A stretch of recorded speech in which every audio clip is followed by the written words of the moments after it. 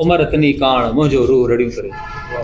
सिंधी अदबी सगत शिकारपुर शाख जी अॼु टीं गॾिजाणी जो असां बाज़ाब्ता शुरूआत कयूं था ऐं अॼु असां सां साईं अदील महर साहिबु मौजूदु आहे। उन सदारत में असां जेको अॼोके दस्तूरी गॾिजाणी असां वटि 2 इस्म आहिनि ऐं इलाही अरसे खां पोइ साईं अनवर शेख साहिबु बि आयो आहे। सो साईं खे स्पेशली चयोसीं कहाणी ॿुधूं।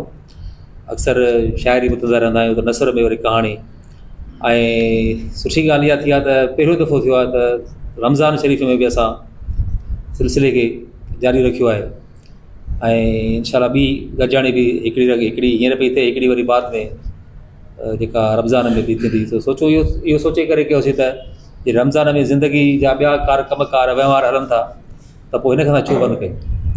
सो सिर्फ़ु इहो हूंदो आहे त भई कुझु दोस्तनि खे रोज़ो हूंदो आहे, उन रोज़े जो टाइम अहिड़ो रखिजे जो इफ़्तार जे टाइम हिते थी वञे, जो रोज़े खुलण जो बंदोबस्तु बि हुजे।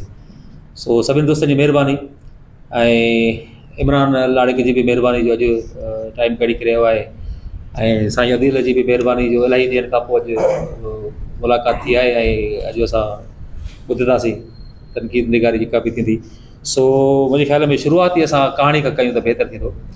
सो सभु दोस्तनि खे तजस्सुस आहे। सो साईं अनवर शेख सां गुज़ारिश कंदासीं त अॼु पंहिंजी कहाणी तनक़ीद लाइ पेश कयूं।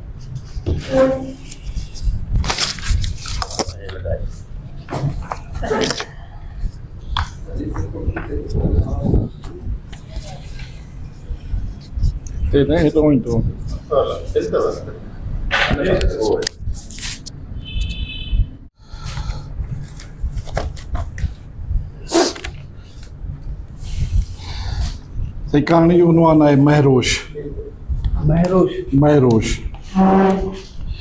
शहर जे मुख दाख़िली रस्ते ते पत्थर जी सिरुनि सां वॾो गेट ठहियलु हुयो।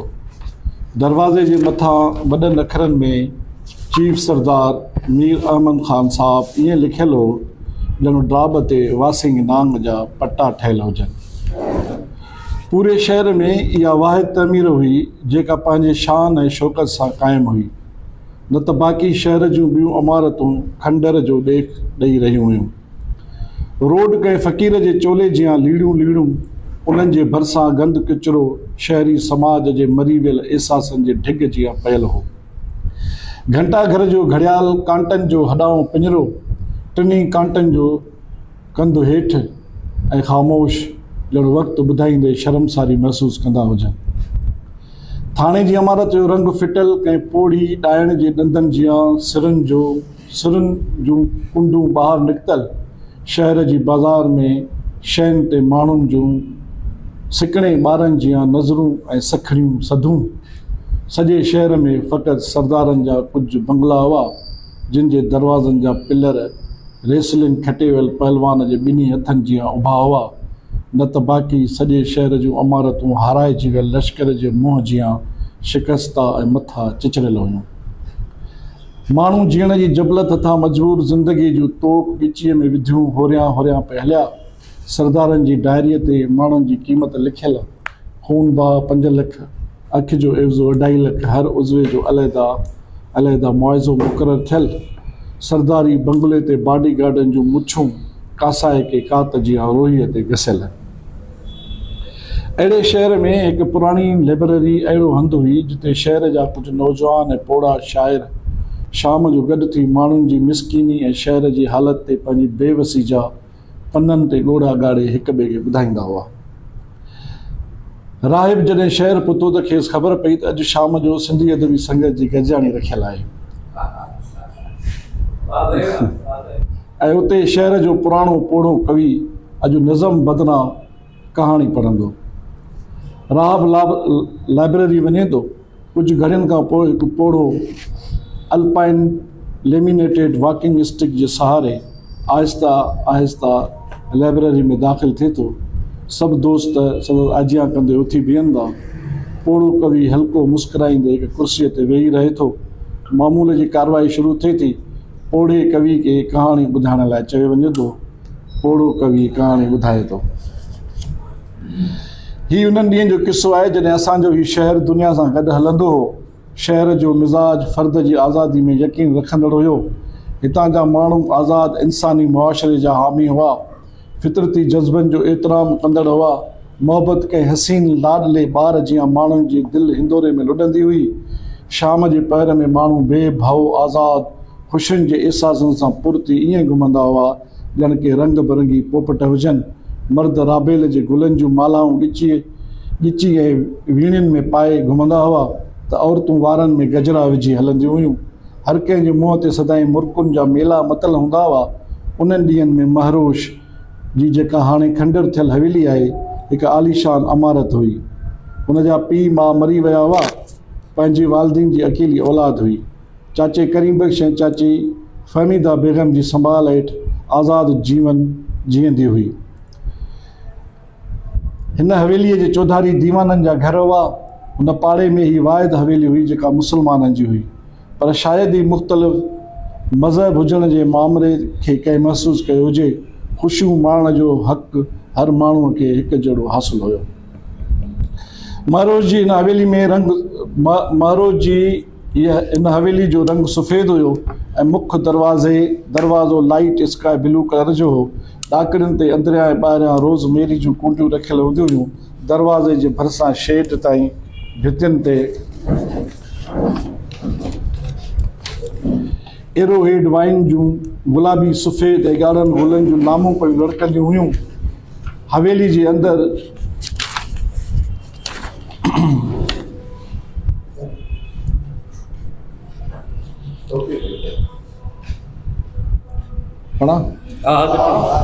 हवेली जे अंदरि वॾे पधर ते भितियुनि जे पासनि खां राबेल ऐं गुलाब जे क्यारनि सां गॾु हाइबर्ड टी रोज़ ऐं बम्बू पाम जा ॿूटा रखियल हूंदा हुआ। सॼी हवेली में पकियुनि सिरनि जो फर्श ॿधल हो ऐं अंदरि कमरनि तोड़े हाल में काठीअ जो फर्श हो। डाइनिंग हॉल ऐं ड्राइंग रूम हिकु ई हो जंहिंमें कारे किठ टारी ऐं साग जो फर्नीचर पियल हूंदो हो। वॾी डाइनिंग टेबल ते महरोज जी नौकराणी पारस खाधनि खे सर्व करण लाइ ईअं संवारे रखंदी हुई जो खाधा डिशुनि में गुलदस्तनि जो गुमान पैदा कंदा हुआ। ढाकुनि जा ढक लहण सां खाधनि जी ख़ुशबू बुख जी इश्तहा वधाए छॾींदी हुई। पाड़े में सभिनी घरनि जे साम्हूं हिकु वॾो ऐं पकियुनि सिरनि सां ॿधल पधर हूंदो हुयो। सेठ जसवंदर जो घर हिननि जे घणो वेझो हुयो। सेठ जसवंदर जूं ॿ धीअर दीपाली ऐं देविका महरोज जूं वेझियूं साहेड़ियूं हुयूं जिन सां हिन जो घणो वक़्तु गुज़रंदो हो। ॿई फैमिलियूं उन ज़माने जे लिहाज़ खां मोस्ट मॉडर्न फैमिलियूं लेखियूं वेंदियूं हुयूं। पधर ते पाड़े जी औरतुनि तोड़े मर्दनि जी अच वञ आम हुई। न हिजाब हो न ई को कंहिंखां पर्दो कंदो हुयो। उन्हनि ॾींहंनि में दीपाली ऐं देविका जो भाउ दीपक शांति निकेतन मां फाइन आर्ट्स में ग्रेजुएशन करे मोटियो त उन ख़ुशीअ में महरोज सेठ जसवंदर फैमिली जे पंहिंजे घर में दावत कई। राति जो जॾहिं जसवंदर फैमिली महरोज जे घर पहुती त चाचे करीम बख्श हुन जी घरवारी फहमीदा बेगम दीपक खे पेशानी ते चुमियूं ॾेई मुबारक ॾिनी। महरोज खे उन राति पिंक कलर जी साड़ी पातल हुई। कद ढिघो, बदन भूरो, अंदाज़ पंहिंजे जिस्म वांगुरु रेशमी ऐं मुलायम, मुंहं ते एतमाद ऐं पाकीज़गी, लफ़्ज़नि जा उचार गुलनि जी मालाउनि जीअं पोयल आबशारनि जहिड़ो आवाज़ु हुयो महरोज जो। इहो पहिरियों दफ़ो हुयो जो दीपक जी दिलि कंहिं ॿी तरह सां पई धड़की। महरोज सोफ़ा ते वेठे दीपक खां पुछो, शांति निकेतन में वधीक मज़ो हुयो या पंहिंजे शहर में अची सुराही पिया महसूसु कयो? दीपक महरोज जी समुंड जहिड़े अखियुनि में गोता खाईंदे हपकंदे चयसि, शांति निकेतन खां घटि ही हंधि बि कोन्हे। छो भला हिते अहिड़ी कहिड़ी ख़ासि ॻाल्हि आहे? महरोज चयो, हिते महरोज जो आहे। दीपक बेसाख़्ता चई ॾिनो त दीपाली ऐं देविका गॾिजी टहिक ॾिना। सेठ जसवंदर दीपक ॾे हल्की हैरानी मां निहारियो। चाचे करीम बख्श ऐं फहमीदा बेगम जो ध्यानु दीपक जी माउ मीना कुमारी सां गुफ़्तगू में हुयो। महरोज टिक ॿधी दीपक जी अखियुनि में निहारियो। ॿिन्ही जूं अखियूं हिकु जाइ ते बीही रहियूं। दीपक जी कैफ़ियत ॼणो हिप्नाटाइज़ थी वई। हसीन औरत जो मुंहुं साइंसी नुक़्ते निगाह खां त हॾाएं स्केलेटन मथां गोश्त ऐं खल जो तव आहे, पर अहसासनि जूं अखियूं जेको ॾिसनि थियूं उन्हीअ में काइनात जो समूरो इसरार समायल आहे। समुंड जूं छोलियूं बि उन में आहिनि त हज़ारे क़िस्म जा गुल ऐं ख़ुशबू बि उन में ई आहिनि। पोपट जा रंग, कहकशाऊं, चंड सितारा, आकाश जा मिड़ई मंज़र ऐं धरतीअ जूं सभु सचायूं परखण लाइ पुकारनि थियूं। हक़ीक़त इहा आहे त काइनात जी तख़लीक़ जो समूरो सच औरत जे चहिरे ते चिटो लिखियलु आहे। महरोश पंहिंजे नाले वांगुरु चंड जी रोशन चहिरे जहिड़ी हुई।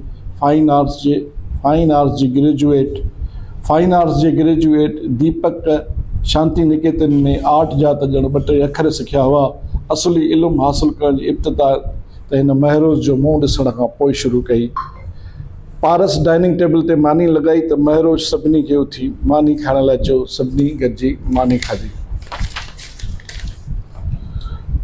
सरो जी मुंद हुई। अक्टूबर महीने जी विच वारा ॾींहं हुआ। दीवाली जूं ख़ुशियूं हर घर में पई खिलियूं। दीवाली जेका महरोश मिसल हुई, उंधे मथां रोशनी जी जीत जहिड़ी महरोश ॼाण ऐं आगाहीअ जी अलामत हुई। जहालत मथां फतह हुई, इल्म जी नेकीअ जी ऐं उमेद हिन जे चहिरे खे चंड जहिड़ो रोशन बणाए छॾियो हो। हर हिंदुअ जे घर में दीवाली जूं रस्मूं रवां दवां हुयूं। शाम जो दीपक जी भेनरुनि महरोश खे दावत ॾिनी। उन ॾींहुं महरोश सफ़रून येलो ऐं ऑरेंज कलर झारझटे जी गुलकारी थियल साड़ी पाए आई हुई। दीपक जी दिलि में आयो त जेकॾहिं लक्ष्मी माता जी मूर्ति हटाए महरोश खे विहारे इन में कोई शक न हो त काइनात जी सची लक्ष्मी त महरोश ई हुई। समूरो घर साफ़ सुथरो करे सजायो वियो। हर घर जी कुंड ॿुहारी ॾिनल ऐं कलर कयल हुई। घर जी भितियुनि भातियुनि को बि ख़ुशियुनि जो मौक़ो न पए विञायो। का रस्म बजावरी खां न रहिजी वञे, तंहिंजो समूरो ख़्यालु ऐं ध्यानु रखियो वियो। दीपाली ऐं देविका राबेल ऐं मोतीअ जे मुख जियां पई महकनि त महरोश राति जी राणीअ वांगुरु सॼे घर जी ख़ुशबूअ ते हावी हुई। 24 खां पोइ जी तारीख़ुनि वारो चंड त अलाए किथे वञी ककरनि में लिको हुयो। उन राति ॼण काइनात जे कारीगर रोशनी फैलाइण जूं समूरियूं ज़िम्मेवारियूं महरोश जे मुख खे अता कयूं हुयूं। दीपक जूं नज़रूं मुसलसल महरोश जो मुतालियो करे रहियूं हुयूं। दीपक जे हथनि मां बुरशन कॾहिं बि अहिड़ी तस्वीर कैनवास ते कोन ठाही हुई जहिड़ो रूप ऐं रंग महरोश जो हुन जे साम्हूं हो। इंसानी अंगनि जा इज़हार जेके हुनखे अॻु पंहिंजे एस्थेटिक एप्रोच ऐं कंसेप्चुअल सघ सां चिटिया हुआ, उहे सभु रंग महरोश जे मुख आॾो माठा ऐं बेरोनक पे थींदा विया। दीपक जे आॾो रंगनि ऐं रूपनि जो हिकु नओं जहान महरोश जी सूरत में आयो हुयो। फाइन आर्ट्स जा सभु सब्जेक्ट हिकु ई हंधि ॾिसी दीपक जा होश ई उॾरी विया। महरोश ॾिसे पई त शाइरी पई सरजे, ॻाल्हाए पई त मौसीक़ी, वेहे पई त स्क्रिप्चर आर्ट जो शानदार मुजस्मो पई महसूसु थिए। वॾे घर जे हाल में उन राति लक्ष्मी देवी जी पूॼा जो बंदोबस्तु कयो वियो हुयो। गणेश महाराज ऐं कुबरा महाराज जी मूर्तियुनि जी मौजूदगी में लक्ष्मी देवी जी पूॼा ॻाढ़े ईरानी कालीन जे मथां शुरू कई वई।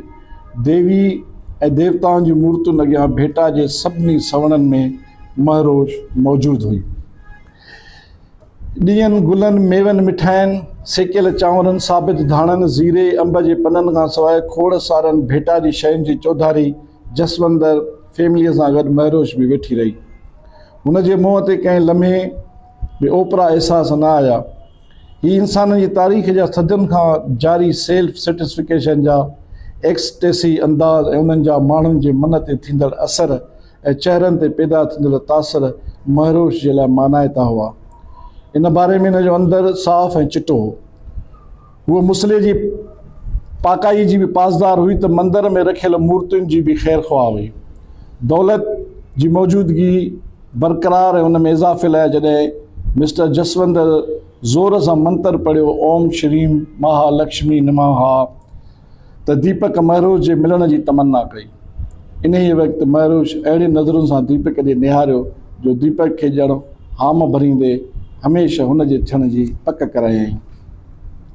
पूॼा खां फारिग़ थी वॾे अङण में देविका ऐं दीपाली गुलनि जा पन चूने जा लीका ॾेई ठाहिया। हर पन जे अंदरि मुख़्तलिफ़ रंग विझी ॾीया ॿारियाऊं। घर जी ॿाहिरीं दीवार ते ॾींहं जो झुरमुट हुयो। ॿाहिरि पाड़े जे पधर ते छोकिरा थोरी छोकिरियूं फुलझड़ियूं ॿारे हिक ॿिए जे कढ पिया। गंदरफ जे फटाकनि छोकिरियुनि जा पहिरां छिरक ऐं पोइ टहिक पे कढराया। दीपक दीवाली देविका ऐं महरोश बि ॿाहिरि पधर ते नौजवान जी इन शुगल में शामिल थी विया। खिलूमल वॾो संदुल ॿाहिरि रखी उन ते सखर मां आंदल फुलझड़ियूं फटाका ऐं मेणबतियूं रखी पई विकियूं। नौजवान छोकिरनि तोड़े छोकिरियुनि, ॿारनि तोड़े ॿुढनि में खिलूमल जे उन संदुल वारे दुकान तां पए ख़रीदारियूं कयूं। मीना कुमारी जे सेठ जसवंदर जी सलाह बि साॻी वञी बीठी। दीपक दाऊं कयूं त सिंध न छॾींदो। करीम बख्श खान ऐं फमीदा बेगम सुख जो साह खयूं त मारे काफ़र मां जल्दी जान छुटंदी। महरोश दीपक वटि पहुती। वञी थो त पोइ मारियूं वञ या वठी हल। दीपक जी भेण कमाई प्रोग्राम ॾिठो हुयो त महरोश हिंदू नारीअ जे रूप में ट्रेन जे ॿिए गाॾे में सुवार थींदी ऐं पोइ कराची में कैंप अंदरि अहिड़े नमूने रहंदी जीअं सेठ जसवंदर ऐं मीना कुमारी जी नज़रुनि खां बचियल रहे। बाक़ी फ़ैसिला बम्बई पहुची पोइ कबा। उन दौरान दीपक जूं ॿई भेनर महरोश जो ख़्यालु रखंदियूं। कराची जी शरणार्थी कैंप में दीपक ऐं महरोश बीठा हुआ। कुझु घड़ियुनि खां पोइ हिकु सामूंडी जहाज़ में चढ़ी बम्बई वञणा हुआ त ओचितो करीम बख्श खान ऐं संदसि भाइट वहीद खान पुलिस सां गॾु पहुची विया। ॿिन्ही खे सोघो कयो वियो। सेठ जसवंदर घणियूं मिंथियूं कयूं त संदसि पुट मां हथ कढिया वञनि, पर मोट में करीम बख्श खान जूं गारियूं ऐं पुलिस जा धिका पलाए पियसि। महरोश मालिकनि वटि पहुती त दीपक अगवा जे केस में जेल अंदरि धिकियो वियो। दीपक जा माइट रोईंदा पिटींदा हिंदुस्तान हलिया विया। ॿ साल गुज़री विया। कोर्ट जे आॾो दीपक खे पेश कयो वियो। महरोश खे 2 सालनि बाद दीपक ॾिठो। महरोश बयानु ॾिनो, मां पाण पंहिंजी मर्ज़ी सां दीपक जी भेनरुनि सां गॾिजी कराची वई हुयसि। दीपक मूंखे अगवा कोन कयो हुयो। दीपक आज़ादु थी वियो। महरोश वरी गुम थी वई। दीपक पंहिंजे शहर पहुतो। हुनजो घरु हुनजो न रहियो हुयो। रहिजी वियल हिंदू माइट सहारो बणियसि। पंहिंजो शहर छॾींदे दिलि नाबरी वारे बीठसि। महरोश जी शादी पंहिंजे सौट वहीद खान सां थी वई, जंहिं लाइ ॿुधण में आयो त महरोश उन शर्त ते राज़ी थी हुई त दीपक खे आज़ादु करायो वेंदो। पर दीपक जे नसीब में आज़ादी किथे हुई। हू त महरोश जे ज़ुल्फ़नि जो सज़ा याफ़्ता उमिरि भर जो क़ैदी थी वियो। महरोश ॻोठ में त दीपक शहर में रहणु लॻो। दीपक मोहबत मज़हब ऐं इंसान खे मौज़ू बणाए नज़मूं लिखंदे लिखंदे पोढ़ो थी वियो ऐं अॼु असांजे अॻियां कहाणी पढ़ी पूरी कयईं। गरजाणी जे सदर अखियुनि में आह बाणींदे चयो त पोढ़े कवि जा उजागियल नेण बि आला थी विया।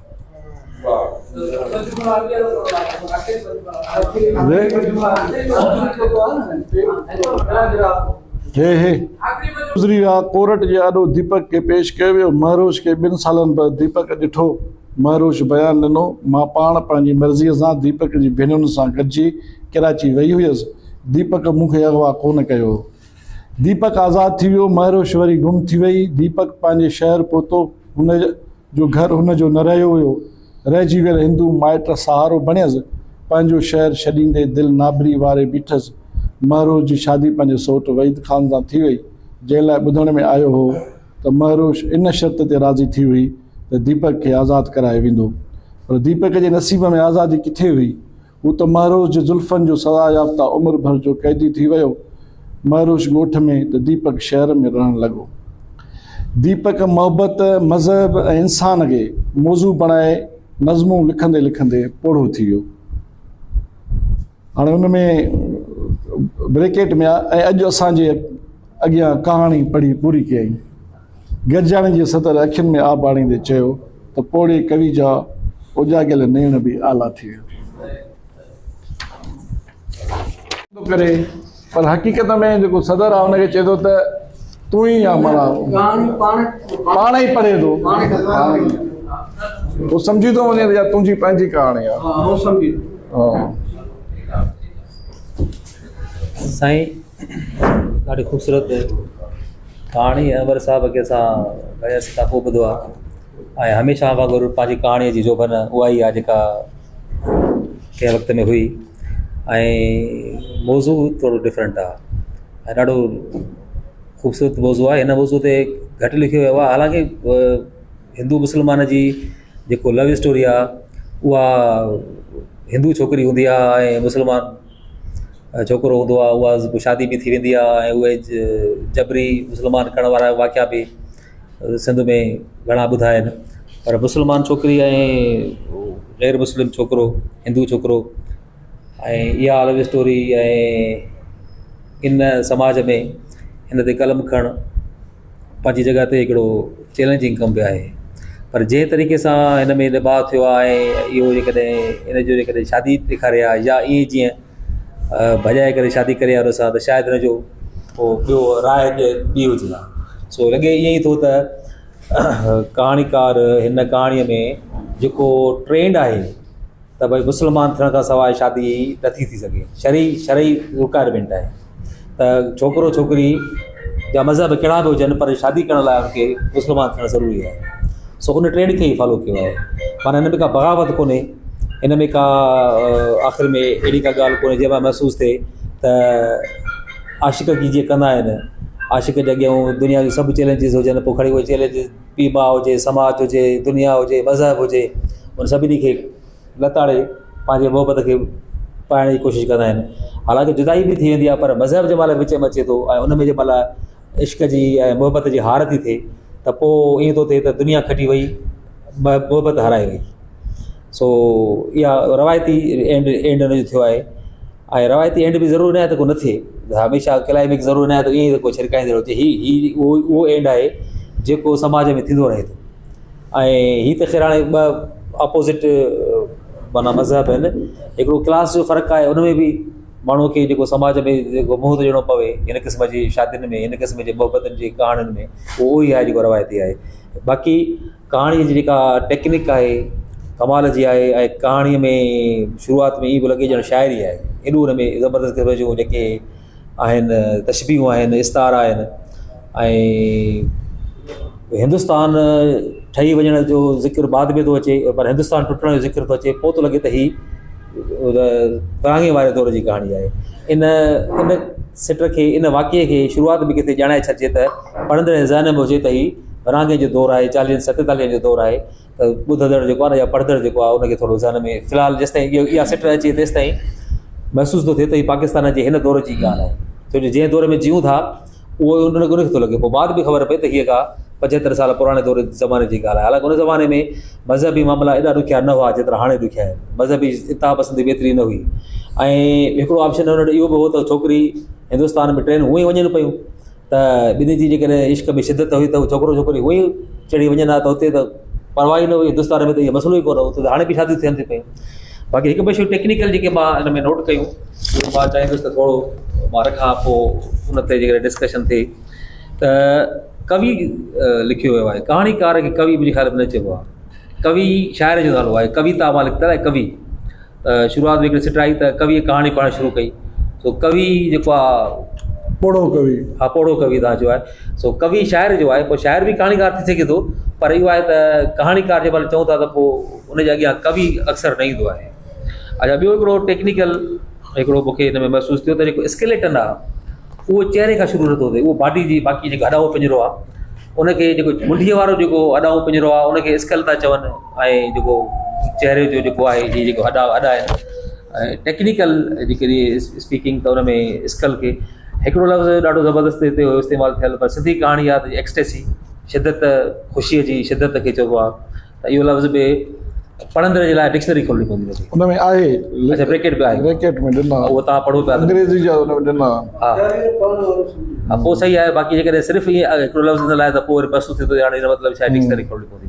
बाक़ी हिन में जेके आहिनि फ़क़ीराणी चोले जहिड़ो रोड, ऐं रेसलिंग हारायल रांदीगर, ऐं कासाइकिया कात, इहे एॾियूं ख़ूबसूरत तशबीहूं आहिनि जेके शाइरीअ में थींदियूं आहिनि, पर कहाणीअ में तशबीहूं या मूंखे यादि थो अचे त कंहिं दौर में साईं जी शाइरी बि ॿुधंदा हुआसीं, पोइ शाइराणी हिस्सो बि आहे। ऐं कहाणीकार जे महिल नसर लिखंदो आहे त उहो तशबीह ॾींदो आहे, शाइर जे महिल कहाणी लिखंदो आहे त उहो तशबीहाती ऐं शाइराणी ॿोली हूंदो आहे। अक्सर असां जेके कहाणियूं पढ़ियूं आहिनि, जेके निज कहाणीकार आहिनि, ॾाढा शानदार कहाणीकार, पर हुन में जेका ॿोली हूंदी आहे न, उहा जीव खे झोरींदड़ जुॿो ॾींदड़ न हूंदी आहे। उहा कहाणी हूंदी आहे जीअं हिकिड़ो लसी, हिकिड़ो नरेशन आहे, हिकिड़ो स्टेटमेंट आहे, हिकिड़ो बयानियो आहे जेको हले थो पियो, सभु कहाणीकार ई आहिनि। विच में थोरी जी तारीफ़ कंदे जंहिं महिल चंड सितारे जी ॻाल्हि थो करे थो, महरोश लफ़्ज़ जी ॻाल्हि करे छॾे, ॾाढो ख़ूबसूरत कई आहे। हुन में रोशनी जी ॻाल्हि थी, महरोश पंहिंजे नाले रोशनी ॾाढो ज़बरदस्त ज़िक्र कयो आहे। हुन सां कहाणी ॾाढी शानदार आहे ऐं तजुर्बो आहे वॾो कहाणी ऐं नावल लिखण जो। ऐं हीअ कहाणी जेका आहे बयाने अंदाज़ में आहे, ऐं ईअं थो लॻे त ॼणो वन एक्ट प्ले हिकिड़ो नंढो ड्रामो आहे, ड्रामाई अंदाज़ में आहे। हुन जी जेका पस मंज़र बयानु कयो वियो आहे, उतां जो जेको ॾेख ॾिनो वियो आहे ॾाढो शानदार हो। माना हर शइ अखियुनि खे ॼण तरी अचे थी। इहा लेखक जो वॾो कमाल आहे जो उन शइ पस मंज़र खे लफ़्ज़नि में समाए वियो आहे। मज़ो अची वियो। हक़ीक़त इहा आहे असुल में लिखणी जेका बि थिए थी नसुर में हुजे या नज़म में हुजे, नज़म त ख़ासि करे मुख़्तसिर हूंदो आहे, पर नसुर में इहा उन ख़ूबी हूंदी आहे त माना राइटर जेको आहे पढ़ंदड़ खे गॾु खणी हले। उहा ख़ूबी हिन में नज़र आई। जीअं अनवर शेख साहिब जी कहाणी पढ़े पियो, असां सभु कहिड़ो मोह आहे हुन में, उनजो अंदाज़, उनजी ॿोली, ऐं ख़ासि करे तशबीहूं जंहिंजो ज़ुबैर साहिब ज़िक्र कयो ऐं उनजे पहिरें हिसे में कमाली तशबीहूं जेको आहे मुख़्तलिफ़ शयुनि जे हवाले सां, मुख़्तलिफ़ मंदरनि जे हवाले सां। ऐं मां जी नज़र में साईं ज़िया शाह उन इशारो कयो त हिन में ॿिनि दौरनि ॿिनि ज़माननि जो ज़िक्र आहे, उन खां इनकार न आहे। पर मां वरी इहो शइ चवंदो त बिल्कुलु ॿिनि ज़माननि जो ज़िक्र त आहे, पर राइटर जेको आहे सुठो निभा कयो आहे हुन में। माना असांखे इहो फील नथो थिए पियो त ॿ ज़माना जेके हुनखे इंग्लिश में चवंदा को रिलेट करणु, ॿिन्ही खे जेको राइटर गॾे वियो आहे। जीअं अदील उमर साहिब आख़िर में सुवाल कयो त बाबा इहो जेको स्टिक ते जेको हमरा आयो आहे इन जी पंहिंजी कहाणी आहे, कंहिंजी कहाणी आहे? हीअ हक़ीक़त इहा आहे त मां थोरो ईअं चवंदो आख़िर में त इहो हिकिड़ो पढ़ंदड़ लाइ सुवाल बि आहे त थोरो हुनखे कहाणी खे पढ़ी थोरो जज करे त बाबा इहो जेको आहे इहो स्टिक वारो कुराड़ो केरु आहे जेको अची वई कहाणी थो पढ़े पियो। इहे असां लाइ हिकिड़ो सुवाल छॾियो आहे राइटर। इहो सम्झी सघूं था असां त इहो कंहिंसां हिन कहाणी जो तालुक़ु आहे। मुंहिंजो बि ज़हन इहो ई थो कमु करे हिन कहाणी अंदरि जेको हिकिड़ो अदबी संगत जे गलजानी में हिकिड़ो किरदारु अचे थो जेको आहे कहाणी पेश थो करे अची, ऐं इहे शयूं ईअं बयानु कयूं विया आहिनि। उहो ई हुनजो जेको आहे हिकिड़ो जीअं चइजे रावी आहे हुन कहाणीअ जो, हिन कहाणी बयानु कंदड़ उहो ई जेको आहे, पर उहो अंदाज़ कमाल जेको राइटर हिन में जेको अख़्तियार कयो आहे त महसूसु नथो थिए पियो उहा शइ।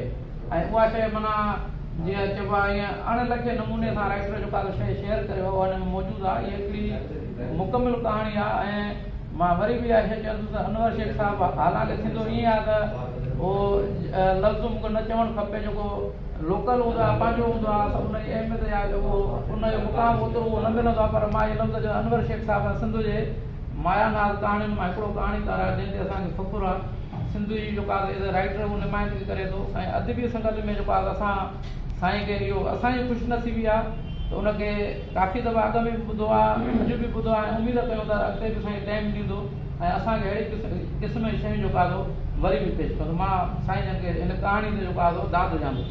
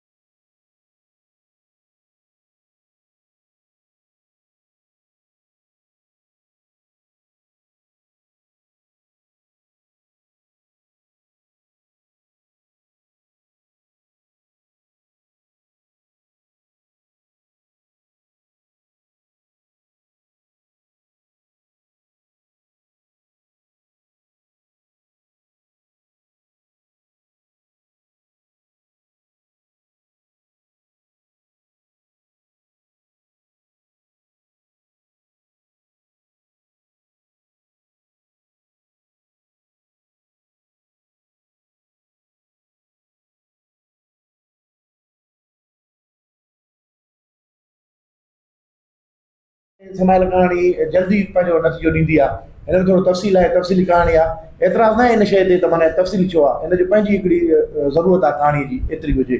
ऐं बाक़ी लफ़्ज़ तजनीज़ हर्फ़ी ऐं ख़्यालनि जो जेको आहे पाण में उणत ऐं बीहक इहा त मां सम्झां थो अनवर शेख वधीक केरु हिते ॻाल्हाए सघां थो। मजबूरी तौर हिन कहाणी खे कामयाबु कहाणी चई सघिजे थो। ऐं अहिड़ी कहाणी जी असांखे ज़रूरत आहे, असांजे अदबी संगत खे ज़रूरत आहे त असांजा तख़लीकार अहिड़ियूं तख़लीक़ूं खणी अचनि ऐं असां तख़लीक़ुनि ते ॿुधूं, उन्हनि मां हिज़ वठूं, मज़ो वठूं। ऐं ईंदड़ वक़्त जे लाइ असां उमेद इहा ई कयूं था त अनवर साहिबु हीअ कहाणी इन खां वधीक कहाणी असांखे पढ़ाईंदो।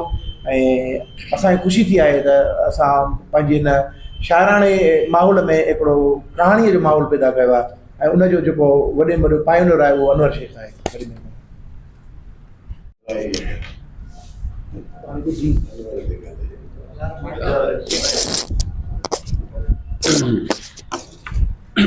साईं कहाणी जेका अनवर साईं पेश कई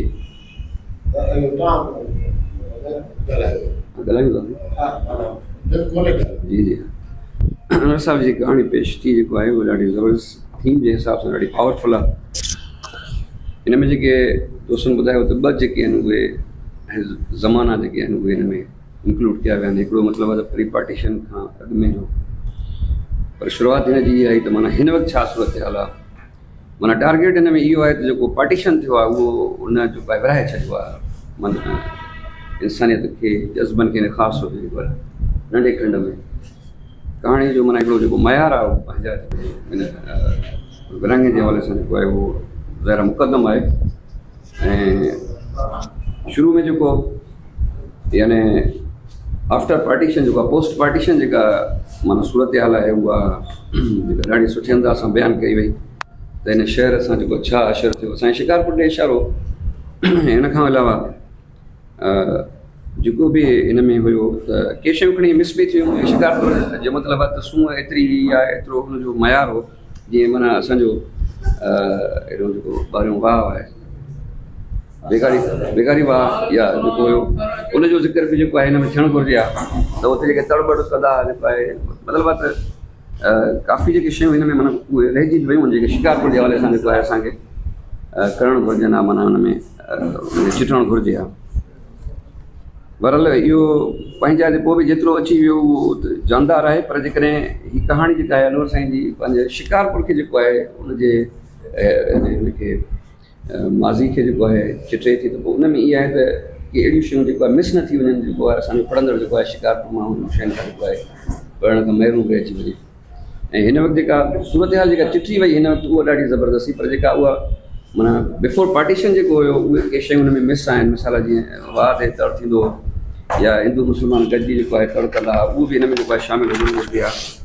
ऐं बहरहाल वरी हिन में अदा किथे किथे जेके लफ़्ज़ इस्तेमालु कया आहिनि उहे जेके आहिनि थोरो यानी उन जाइ ते सिंधी वर्ड लफ़्ज़ पंहिंजा इस्तेमालु करे थिए सघियासीं। उन में माना इहो आहे त थोरो सिंधी लफ़्ज़नि खां थोरो अवॉइड कयो वियो आहे जेके माना बहरहाल उन जाइ ते असां वटि मौजूदु आहिनि उनखे वर्डनि खे इस्तेमालु कजे हा त बहितर हुयो। ऐं अदा वरी हिन हवाले सां जेको आहे किथे किथे जेको आहे पाण पढ़े पियो त जेको आहे स्ट्रगल करे पियो जेको आहे त माना भित या भातियुनि जी जाइ ते भित पढ़े पियो साईं, ईअं लॻे पियो साईं ॿिए कंहिंजी कहाणी पढ़े थो। टेक्निकली आई फील दैट त साईं जी लिखियलु कहाणी आहे हुन में लफ़्ज़नि में छो ॿुधे थो, त इहो बि हिकिड़ी पंहिंजी जाइ ते हिकिड़ी जेको आहे कहाणी जे पेशकश में जेको आहे हिकिड़ो जेको आहे इहो गैप हुयो। बहरहाल उन खां अलावा जेको वरी हीअ जेके ॿ ज़माना जेको आहे अनवर सिंह चिठी आई ॾाढा कमाल जा हुया, पर कहाणी जो जेको मतिलबु आहे त तत्व हुयो उनखे जेका माना जंहिं अंदाज़ सां जेको आहे जेके ॿ ज़माना असां जेको आहे सुठे नमूने सां चिटियासीं त उनजो जेको एंड आहे उनखे बि असां उन मयार सां जेको आहे चिटियो आहे, पर साईं उन में साईं कामयाबु न वियो आहे। मां जेको आहे प्लानिंग जेका शइ महसूसु कयां थो त साईं हिन जी कहाणी जी पुॼाणी खे जेको आहे उन में जेको आहे कामयाबी सां जेको आहे उन पंहिंजे पुॼाणी ते कोन पहुतो आहे। ऐं हुन में जेको मतिलबु उनखे पकड़नि था वञी मतिलबु आहे उहो हिंदुस्तान वञनि था, मतिलबु अफ़रा तफ़री जो माहौल हूंदो आहे, माण्हू खे इहे केस करणु या जेको आहे अॻुवाह जो केस कयो वियो या हे कयो वियो इहो जेको आहे उहो हुते पकड़ियो वियो या ॿियो मां सम्झां थो त जेकॾहिं उन जी जाइ ते उहो पैराग्राफी जेको आहे चेंज कंदी या उहो जेका माना हिकिड़ी पिक्चराइज़ेशन आहे उहा जेकॾहिं हिन में जेको आहे मज़मून में पैराग्राफ जेकॾहिं चेंज करे जेको आहे हुन में री जेको आहे असां एडिट करे सघूं था त साईं करे सघे थो। साईं मतिलबु सुठो कहाणीकार आहे। बहरहाल इहो आहे त लफ़्ज़ किथे किथे जेको आहे साईं लफ़्ज़नि जी जेको आहे अदायगी में हिकु ॿिनि जॻहियुनि ते मूंखे ज़ेर ज़बर पेश में बि साईं जी जेको आहे हुन में मूंखे ग़लती महसूसु थी। बहरहाल उहा जॾहिं असां कहाणी पढ़ंदासीं टाइम न आहे हाणे जेको आहे ऑफ द रिकॉर्ड साईं ॿुधाए सघंदा, पर ओवरऑल कहाणी जेको आहे बहितरी, पर जेको हिन जो क्लाइमेक्स हुआ एंडिंग हुई उहा एॾी जेको आहे परफेक्ट न हुई, झोल आहे। अनवर शेख साहब जी नवाज़ शेख साहब कि काफ़ी अरसे खां पोइ जॾहिं संगत जी गिरजाणी में आया आहिनि पंहिंजी तकलीफ़ जेका आहे पेश कई आहे। ग़ुलाम रसूल साहित्य जो प्रोग्राम हो डिस्ट्रिक्ट काउंसिल में, साईं हुते जेका शाइरी पढ़ी हुई उहा ॾाढी वणी हुन। साईं जूं कहाणियूं इन हवाले सां तमामु घणा सीनियर आहिनि। ये कहानी भी शानदार है, सुठी तकलीफ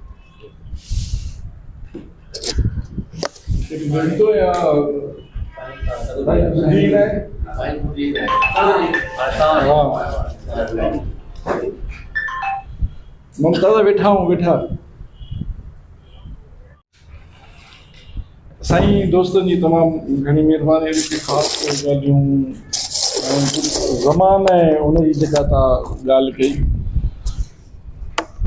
असल में जेको थीम आहे न मुंहिंजो उहो कहाणीअ जो, त उहो इहो ई आहे हालतूं जेके हूं बिफोर पार्टीशन, पर उहो विझड़ाई वारो वक़्तु ॾेखारियो आहे। मां शुरू में न पंहिंजो जेको हाल आहे हिन वक़्तु शिकारपुर जो या हुन शहर जो जंहिंमें उहे माण्हू रहनि था, ऐं पोइ उन कहाणीअ खे उन ॾे वेठी हुअमि।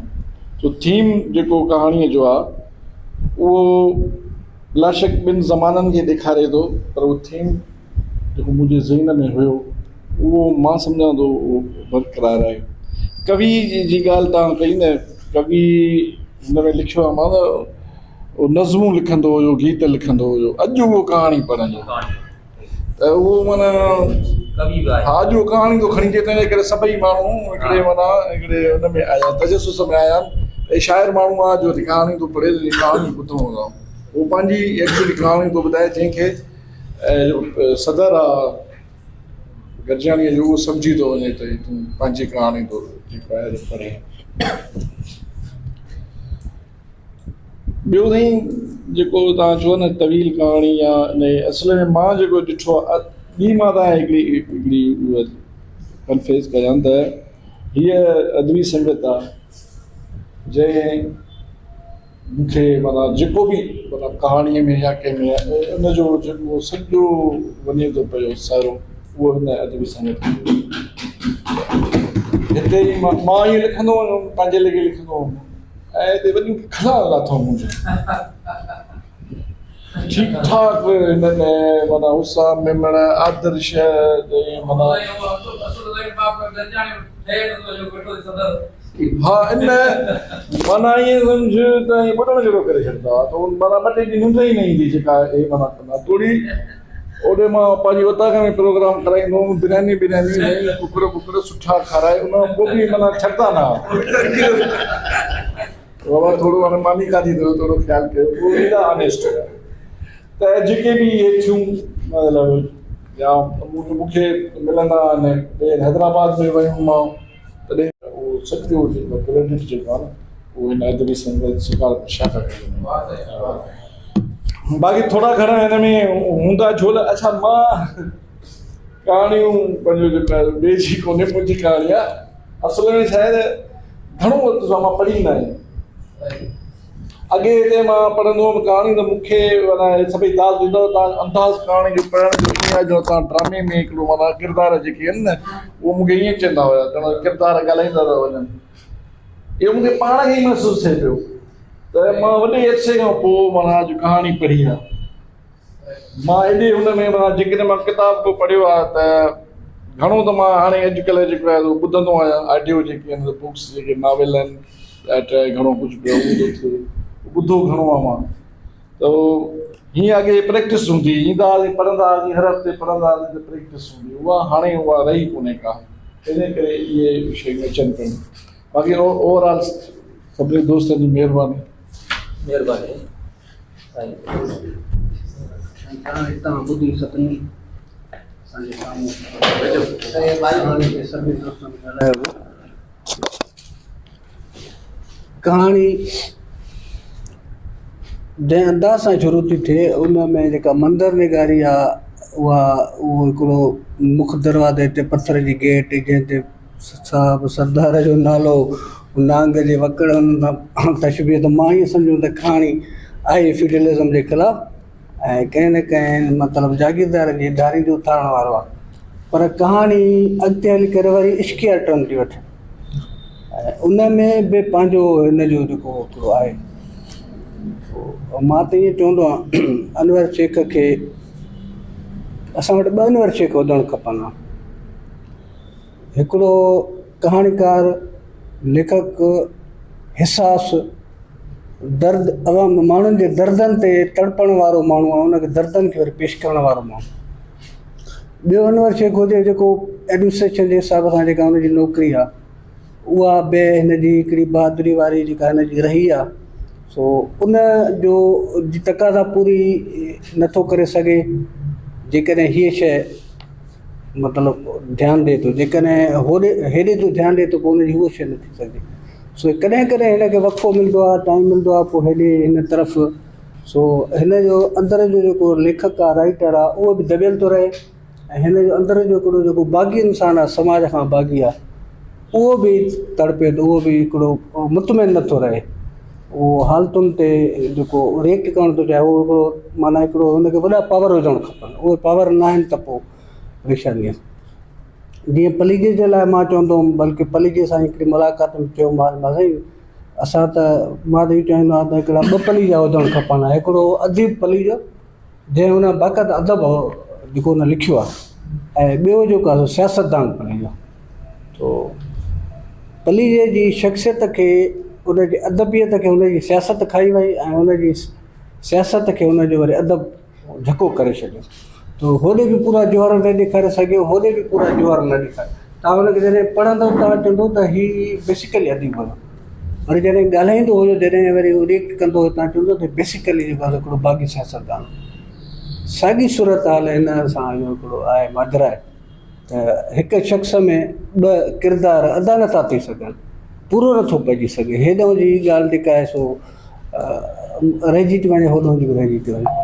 सो हे जागीरदारी जेको रिएक्ट कंदो आहे पंहिंजे पोस्टुनि ते बि कॾहिं कॾहिं मां ॾिसंदो आहियां त उन जो हिकिड़ो अलॻि हिकिड़ो पैरामीटर आहे। ऐं जॾहिं वरी ॾुख ऐं दर्द जो कमां त हाणे हिन जी कहाणियुनि जे माना लफ़्ज़ सां गॾु रहियो आहे को अरसो, जॾहिं रोज़ु मिलंदा हुआसीं, कहाणियूं बि गॾिजी पढ़ंदा हुआसीं, लिखंदो हो, पैराग्राफ लिखी करे बि ॿुधाईंदो हुयो, वरी बक़ाया अॻिते हिकु कहाणी किस्त में पूरी कंदो त हर किस्त में मां हिन सां वेहंदुसि। सो मां हिन जे लफ़्ज़ जो गवाह आहियां, मूंखे काफ़ी शयूं यादि बि आहिनि। सो अनवर जो इहो हिकिड़ो डायलिमा आहे त हिनखे पूरे जो पूरो इज़हार जो मौक़ो नथो मिले, न हेॾे न होॾे। ठीकु आहे, इहो हिकिड़ो इंसानु आहे, हिकिड़ो माण्हू हुनखे गुज़ारे। सो कहाणी इश्किया आहे, मुहबत जी कहाणी आहे ऐं प्री पार्टीशन जे दौरे जी ॻाल्हि आहे, पर जेका कहाणी आहे उनजो प्री पार्टीशन जो दौरु हुजणु ज़रूरी न आहे। हर ज़मानो इश्क जो ज़मानो आहे, हर ज़मानो इश्क जे मुहबत जे मसइलनि मरहलनि मां गुज़रणे वारो, हर दौर में इश्क थिया आहिनि, हर दौर में नफ़रतूं, हर दौर में मुखालफ़तूं थियूं आहिनि, आज़माइशुनि मां मुहबत करण वारा गुज़रिया आहिनि। पोइ हिन उन दौर जी अलाए छो ज़रूरत महसूसु कई आहे जॾहिं त हीअ कहाणी हिन दौर जी बि कहाणी आहे। ऐं मज़हब या हीअ जेके क़बीला माना तारुफ़ आहिनि, कोई फलाणे क़बीले जो आहे त रिश्तो ॿिए क़बीले में न थींदो, फलाणे मज़हब जा ॿिए रिश्ते में न आहे, इहो हर दौर में रहियो आहे। सो इहे रुकावटूं मुहबत में रहियूं आहिनि, या मुहबत उन्हनि में, इहो बि हिकिड़ी एंगल ऑफ थिंकिंग आहे न, त मुहबत जो इहे रुकावटूं न, या मुहबत ख़ुदि उन्हनि जे लाइ रुकावट आहे। समाज पंहिंजे पैटर्न ते हलंदो आहे न, तहज़ीब पंहिंजे पैटर्न ते हलंदी आहे, वैल्यूज़ हर कंहिंजा पंहिंजा पैटर्न ते आहिनि। ऐं मुहबत वरी अहिड़ी शइ आहे जेका बग़ावत कंदी आहे। सो या मुहबत बाग़ी हूंदी आहे या मुहबत असां समाज बग़ावत कंदो आहे। सो इहो हिकिड़ो तय थियणु मुश्किल आहे। सो ॿिनि मुख़्तलिफ़ मज़हब जे फ़र्दनि जी मुहबत जी कहाणी आहे ऐं इन में तवालत थोरी मूंखे बि महसूसु थी, पर उहा तवालत मंज़र निगारी जी आहे। मंज़र निगारी एॾी एक्स्ट्रा ऑर्डनरी आहे, तमामु घणी आहे, जो उन में डायलॉग जेके आहिनि उहे मकालमा उहे थोरा आहिनि, उहो मकालमा थोरा आहिनि। पोइ लेखक ताईं चवंदो त मूंखे जिते ज़रूरत पई मां उनखां ॻाल्हायो आहे, पर ॻाल्हि इहा आहे त मुहबत वारा माण्हू जल्दी पधरा थी पवंदा आहिनि, जल्दी माण्हू जे नज़र में अची वेंदा आहिनि। ऐं पोइ वरी जेको समाज जो रिएक्शन आहे, रिश्तनि जो रिएक्शन आहे, माइटनि जो आहे, वरी मज़हब त वरी अञा हिकिड़ो वॾो माना जहिड़े जी ॻाल्हि आहे। त उन में उन आज़माइशुनि में हीअ गुज़रनि ई नथा। इहे ॿ फ़र्द आज़माइशुनि में गुज़रनि ई नथा। हिते इहा ॿिनि फैमिलियुनि जी उन दौर जी ॻाल्हि आहे शायदि, इन करे उन दौर जो खणी अॼुकल्ह ईअं न आहे। हिंदू मुस्लिम अॻे जी गॾु रहंदा हुआ ॿारड़ीअ में या महलनि में रांदियूं खेॾंदा, ॿार तक़रीबन जवान थींदे ताईं बि उन्हनि में अहिड़ी क़िस्म जी न हूंदो हुयो जेको हाणे आहे। सो हिन वक़्तु इहो कोन थी सघंदो जो इन फैमिलियुनि ॿिनि फैमिलियुनि जो एॾी गहराइप हुजे जो लॻे त हिकु ई फैमिली आहिनि। सो शायदि उन करे उन दौर जी हिन मंदरगारी कई आहे। सो उन मुहबत जे हिसाब सां उन्हनि जो उथणु वेहणु पाण मेतिरा लाफ़ जॾहिं बि माण्हू हिक ॿिए जे साम्हूं हूंदो आहे, बार बार साम्हूं ईंदो आहे, गॾु हूंदो आहे, मुहबत थी वेंदी आहे। सो उन मुहबत जे हिसाब सां हुननि बि पंहिंजो हिकिड़ी का शइ प्लानिंग कई कुझु हुनखे गॾु वञण या रहण जे लाइ। पोइ अचानक जेको उनजो अची करे हुनखे अॻवा था कनि पिया हुन आशिक़ साहिब खे, उहो उनखे अॻ में ई तकलीफ़ में हुजणु खपे आहे। कहाणीकार हुनखे तड़पाए आहे, हुनखे विछोड़ ॾियारे आहे, हुनखे मार ॾियारे आहे, हुनखे कंहिं न कंहिं जवल में फासाए आहे। छो त जेल में न जवल में त इश्क करे आराम सां बसि छोकिरीअ खे वठी हले पियो वञे, ईअं थींदो न आहे। हा उहो वरी कची पिंडी। हा सो इन मसइले में उन माहौल जो रिएक्शन उन दौर में बि हूंदो हुयो, पर थोरो ॿिए अंदाज़ सां थींदो हुयो। मज़हब त शुरू खां वठी मज़हब ॾिसो न, असांजे हिंदू मुस्लमान हर ॻाल्हि में ॾाढा उहो हूंदा, पर छोकिरे छोकिरी इश्क माना उहो त समाज हर दौर में भागी रहियो आहे, समाज बर्दाश्त न कंदो आहे, इहो कॾहिं बि न थियो आहे, कहिड़े बि दौर में न थींदो आहे। सो इन करे उन आज़माइशुनि में उन्हनि खे गुज़रणु खपंदो हुयो। ॿी ॻाल्हि इहा त जॾहिं ज़ाहिर था थी पवंदे त भई छोकिरी छोकिरे सां वञे थी या उन सां गॾु वेठी आहे या बीठी आहे किथे बि, उनखां पोइ हीअ जागीरदारी समाज आहे जंहिंजी ॻाल्हि थो करे, उहो बसि हुनखे छो जेल में जराए छॾींदा। जेल में जराइण वारी ॻाल्हि त बाबू खिसकी वञे, किथे वञे फासी वञे त पोइ पुलिस जे हवाले चढ़ी वञे त पोइ पुलिस हुनखे ॿधी जेल में ईंदी आहे। माइट पकिड़े करे जेके सम्झो अवामी ॿोलीअ में कारो जेके करार थियनि उन करे जेल में कोई न विझाईंदो। हिन जे करे हिनखे डायरेक्ट जेल में न वञणु खपे आहे। अच्छा ॿी ॻाल्हि वरी एतिरो समाज अशराफ़ थो ॾेखारे जो छोकिरी शर्त थी रखे त मां शादी तॾहिं कंदमि तॾहिं तव्हां हुनखे जेल मारणु। ईअं न थिए त हुनखे मारणु खपे, मारणु भई तूं अञा हुनखे नथी विसारे, तूं अञा हुनजी हिमायत हुनखे यादि थी कर पई। वरी शर्त जेके हुन शर्त ते हा हा ठीकु आहे ठीकु आहे तूं शादी कर त हुनखे छॾायूं था। एतिरो आसानी सां छोकिरीअ जी ॻाल्हि न मञींदो आहे उहो वरी माइट, उहा वरी जेका कारी थियल छोकिरी। मुंहिंजे ख़्याल में हिते थोरो रीराइट कजे। वज़ाहत पंहिंजी हूंदी, मां असल में हिते वेही ॻाल्हाइण पियो त जीअं मुंहिंजे जवाब में कुझु वज़ाहत करे, हाणे वज़ाहत वरी पोइ पर्सनली थी सघे थी।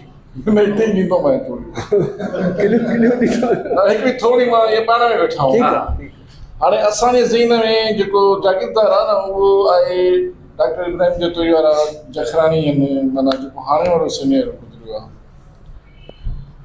हाणे अहिड़ा बि पैसे वारी फैमिली सुमरा ख़ानदान हुयो, भला ज़मींदार ख़ानदान हुयो न, उहे छा जेको आहे औरतुनि जे हिसाब सां एतिरा रिजिट हुया, लिबरल हुया न। खोड़ अहिड़ियूं उन टाइम फैमिलीज़ हुयूं जिन में इहे ॻाल्हियूं शेख हुया, पढ़ियल लिखियल ज़मींदार बि हुया, जागीरूं बि हुयनि। हे त इहो हाणे आहे, पर मां हाणे बि ॿुधायां इहे असां पुलिस जा माना आहियूं, असां हुन जे घरनि में ड्यूटी कंदा आहियूं, वेंदा आहियूं, ठीकु आहे। उतां उते जेके हालतूं न तव्हांजे ज़हन में ईंदा आहिनि, जेको तव्हां तसवुर कयूं वेठा हो न, इहे पोइ हुननि जा जेके गनमैन खणी वेठा उहो उते हशरी ॿियो आहे, उते कहाणी बि आहे, उते ड्रेसिंग बि आहे, उते तव्हां तसवुर नथा करे सघो त माइनि जेके ॻाल्हाईंदा ई न आहिनि।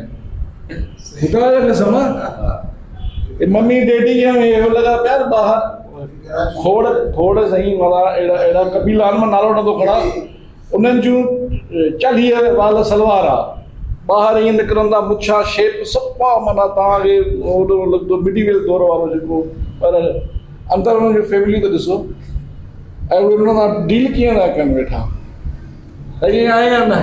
असां चवंदासीं हीअं कारो कंदा आहिनि, हुनजी उते बि स्टेक आहे, हुनजी बि सपोर्टर हूंदा फैमिली में, हुनजी हुन शइ खे त ज़रूरी थोरी आहे त हे पंहिंजो हुन वसंत जाफ़री वारा अनवर शेख। अच्छा मोहबत क़ुर्बानी घुरंदी आहे। हिते थोरी घणी उहा महरोश क़ुर्बानी ॾींदे नज़र अचे थी, जंहिंजे करे उहा पकड़िजी पई। ऐं हू जेको दीपक आहे उनखे बि त क़ुर्बानी ॾियणु खपे न। अॼु जे दौर में जॾहिं हालात अहिड़ा आहिनि, अॼु जे दौर में वॾे में हिकिड़े हिंदू माण्हू जी क़ुर्बानी आहे त उहा उन मोहबत जी ख़ातिर मज़हब पर न मटाए, ठीकु आहे न। ऐं इहा क़ुर्बानी आहे, उहा हर कंहिंखे ख़बर आहे त हीअ जेके मज़हब मटाईंदा आहिनि इहे मज़हबनि खां मुतासिर बि न थींदा आहिनि, इहे पंहिंजे दिली मोहबतुनि तां क़ुर्बान कंदा आहिनि पंहिंजे मज़हबनि खे। इन जे करे इहा शइ हुनखे दीपक खे आशिक़ हुयो, आशिक़ खे वधीक क़ुर्बान ॾियणु खपे।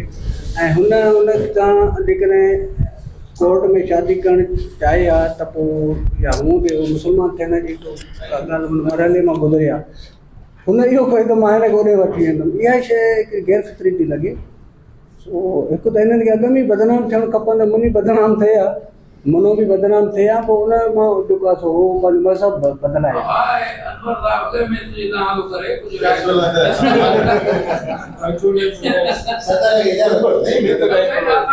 अच्छा, हिकिड़ी आख़िरी तासुर इहो त कहाणीअ में बि इहा ॻाल्हि आहे, महसूसु पढ़ण सां ॿुधण सां महसूसु थिए थी त मोहबतूं जेके आहिनि उहे मज़हबनि खां बालातर थियनि थियूं, ठीकु आहे न। मज़हब बि त हिकिड़ी एडॉप्ट करण वारी शइ, हिकिड़ो नथो एडॉप्ट करे त हुनखे ज़रूरी त मज़हब न मिलंदो आहे न। ऐं कंहिं बि सूरत में त उन माण्हूअ खे हिकु त मज़हब खे छॾे मोहबत जे लाइ क़ुर्बानी ॾियणु खपे हा। ॿी ॻाल्हि इहा त हिते हमदर्दी थिए थी मोहबत करण वारनि सां, छो त हिते छोकिरी ॾेखारे वई आहे मुस्लमान, पर जेकॾहिं हिंदू छोकिरी साॻी हालत कैफ़ियत में जेकॾहिं मज़हब बदिलाए करे शादी थी करे हिते वरी जबरी मज़हब जो एॾो थो खयो वञे, एॾो हिनखे हाईलाइट थो कयो वञे, ऐं हू बि हाईलाइट था कनि, उहो बि खामखा जेके मोमिन हज़रात आहिनि उहे बि घोर था वञनि, उनखे बि इहा सम्झ अचणु खपे त बाबा हे तव्हांजे मज़हब खां मुतासिर ई कोन थिया आहिनि, पंहिंजे इश्क में उन्हनि हिकिड़ी सम्झो त मज़हब पेर जी हिकिड़ी कड़ी आहे, हथ जी कड़ी आहे, उन्हनि उहो ॿंधण तोड़े पंहिंजा विछड़िया, मज़हब जे हुन इंसल्ट कई आहे न, तव्हां हुनखे मज़हब रखो था सिर्फ़ु त भई हे असांजे पासे ॾे आई आहे, हुन हिंदुनि जे साड़ में हे पंहिंजा जेको आहे मोमिन था थी ॾेखारनि, जॾहिं त हुननि खे छॾे ॾियो, हू पंहिंजी आज़ादी सां कानूनी तक़ाज़ा आहे त कानूनी तक़ाज़ा कयो, त उते हिकदमि पोइ इहो इशू थो थी वञे जबरी पोइ इश्क मोहबत या छोकिरी जी आज़ादी आहे, उनखे जेको आहे विल ऐं विश जेका आहे उनखे को वैल्यू नथो मिले वञे त एहतियात, उहो एहतियात जो मामलो आहे, हिते वारे हमदर्दी जो मामलो आहे। इहो बि थोरो जेको असांखे आहे न डबल स्टैंडर्ड, इहो बि न विझणु खपे। कहाणी पंहिंजे हिसाब सां कामयाबु आहे, थोरी तवाल जेके मंदर निगारी तमामु घणी आहे, डायलॉग घटि आहिनि, इनखे मोहबत जे इज़हार तव्हां जेको देरि सां था करायो उहो शुरू में मोहबत जो इज़हार थियणु खपे। हे जेको तव्हां रस्म मूंखां लिखाईंदे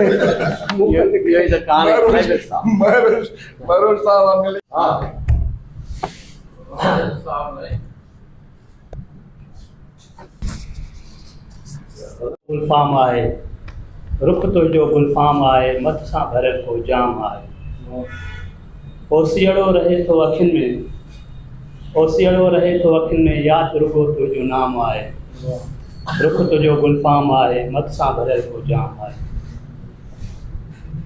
सूरनि सां थिए थी सुबुह, सूरनि सां थिए थी सुबुह, दुखनि में गुज़री शाम आहे, रुख तुंहिंजो गुलफाम आहे, मथ सां भरियल को जाम आहे। लिखियो न लोक खां इश्क पंहिंजो, लिखियो न लोक खां इश्क पंहिंजो, ॾिस बिरह कयो बदनाम आहे, रुख तुंहिंजो गुलफाम आहे, मथ सां भरियल को जाम आहे।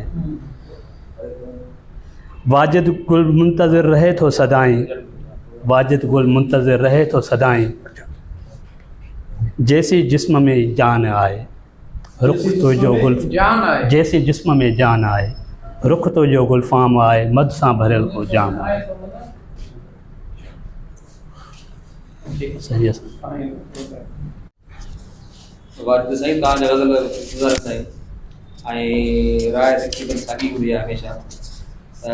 शाइरी गज़ल शाइरीअ जो अॻुवाण शाइरी केतिरी सुठो आहे पर गज़ल शाइरीअ जो अॻुवाण आहे। जीअं कहाणी लाइ चइजे त उहा नसर जी फिक्शन जी अॻुवाण आहे।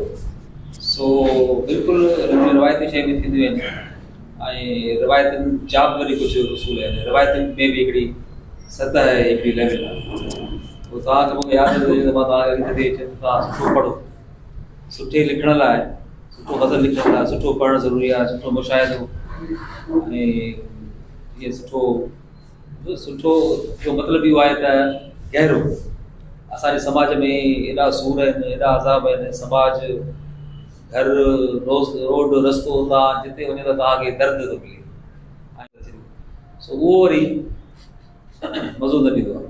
सो ॿाहिरि वज़न लिहाज़ खां बि सही न आहे, माना वज़न मां ॾाढो कोशिशि कयो त मां कढां कहिड़ो वज़न आहे।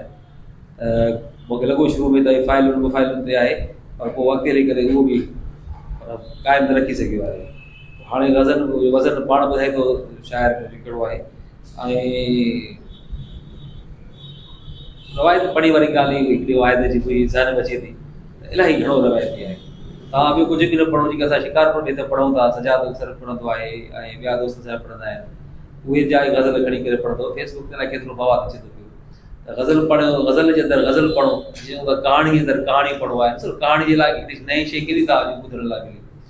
मां त इलाही जॻह ते इहा शइ ॿुधी बि आहे, पढ़ी बि आहे।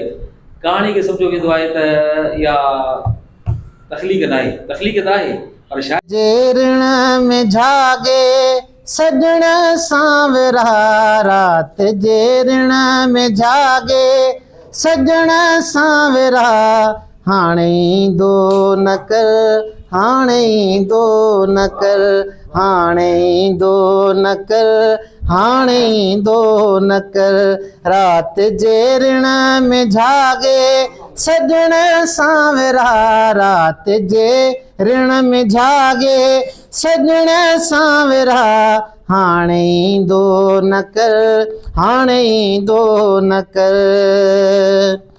तुंहिंजी साभियां पुगी आहे परदऊं पुठियां, तुंहिंजी साभियां पुगी आहे परदऊं पुठियां, तुंहिंजी साभियां पुगी आहे परदऊं पुठियां, तुंहिंजी साभियां पुगी आहे परदऊं पुठियां। ओ सनम दर हवेलीअ ते बीहंदो न कर, ओ सनम दर हवेलीअ ते बीहंदो न कर, हाणे ईंदो न कर, हाणे ईंदो न कर, रात जे ऋण में जागे सजण सांवरा, हाणे ईंदो न कर, हाणे ईंदो न कर। ख़ूबसूरत शेर आहे। तूं विसारणो नाही मूं वसा में पिरी, तूं विसारणो नाही मूं वस में पिरी, तूं विसारणो नाही मूं वसा में पिरी, तूं विसारणो नाही मूं वस में पिरी, ॿियनि जी ॻाल्हियुनि ते अनवर तूं बीहंदो न कर, ॿियनि जी ॻाल्हियुनि ते अनवर तूं बीहंदो न कर, हाणे ईंदो न कर, हाणे ईंदो न कर। तूं विसारणो नाही मूं वस में पिरी, तूं विसारणो नाही मूं वस में पिरी, ॿियनि जी ॻाल्हियुनि ते अनवर तूं वींदो न कर, ॿियनि जी ॻाल्हियुनि ते अनवर तूं वींदो न कर, हाणे ईंदो न कर, हाणे ईंदो न कर, रात जे ऋण में जागे सजण सांवरा, हाणे ईंदो न कर, हाणे ईंदो न कर।